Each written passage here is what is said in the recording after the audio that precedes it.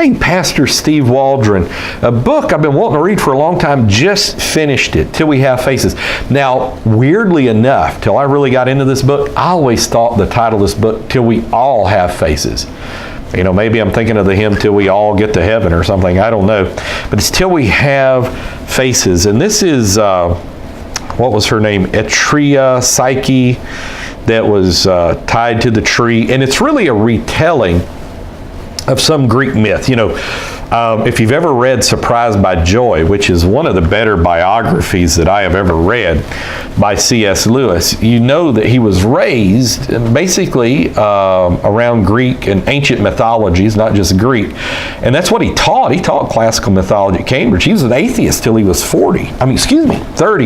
And like J.R. Tolkien and others, MacDonald, Back of the North Wind, really got him into Christianity. You can see I marked all in it, and I wrote myself notes in the front about things. And he did it just like he did The Lion, the Witch, and the Wardrobe, in trying to point out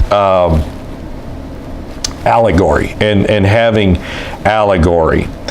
And so, you know, the basic premise, I don't want to do just a big spoiler alert, is, you know, you have this family and they're raised together and they're sisters, and there's a king and there's a Greek, like a nanny, but he's Greek and he's a man that teaches the girls, and they're questioning whether there's a God and all this kind of stuff. And so finally, one of the girls kind of, in a roundabout way, what we'd call gets saved. And so here's how it ends. Okay, you've got the queen who became a warrior and all this stuff. Okay, long did I hate you, long did I fear you, I might, and then it's longer. I, Arnhem, priest of Aphrodite, saved this roll and put it in the temple. From the other markings after the word might, we think the queen's head must have fallen forward on them as she died, and we cannot read them.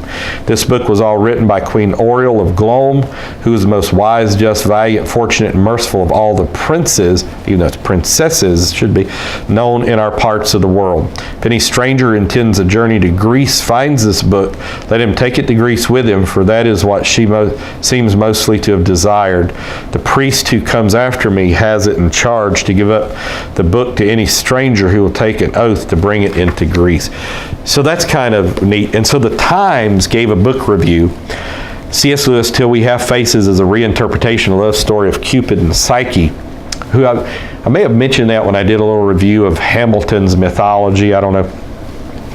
As freely as Shakespeare treated Holinshed, the central character becomes an ugly, jealousy-loving sister of Psyche named Oriel.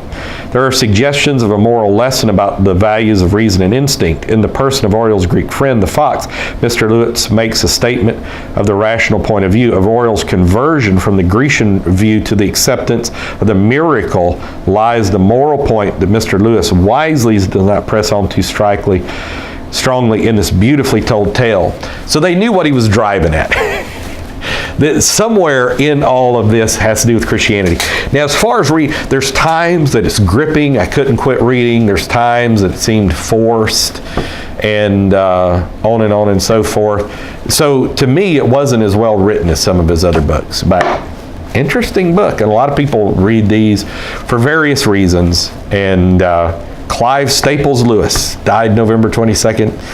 1963, he was actually converting to Catholicism when he died. Weird things about that. I've probably talked about it in other videos. So, God bless. Talk with you later. In Jesus' name.